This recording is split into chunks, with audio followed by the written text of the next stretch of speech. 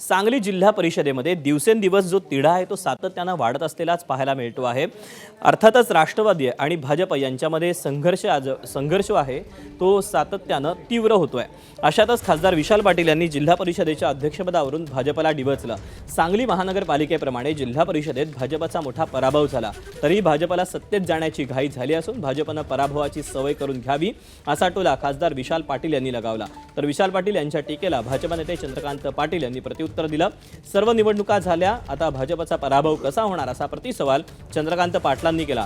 तर सांगली जिल्हा परिषदेत भाजपचाच अध्यक्ष होणार असा विश्वासही त्यांनी व्यक्त केला आहे।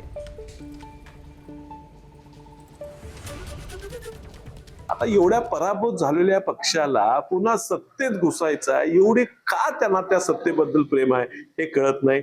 लोकांनी तुम्हाला नाकारलेलं आहे, आता जिल्हा परिषद नाकारलेला आहे, उद्या तुम्हाला विधानसभेत नाकारतील आणि लोकसभेत नाकारतील। सवय लावून घ्या, पराभव हा जनतेने तुम्हाला दिलेला आहे तो स्वीकार।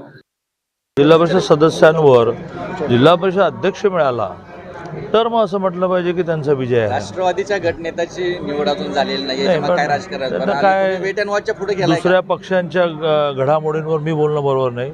मी पुन्हा हेच म्हणेन की भारतीय जनता पार्टीचा जिल्हा परिषद अध्यक्ष होईल। एबीपी माझा, उघडा डोळे बघा नीट।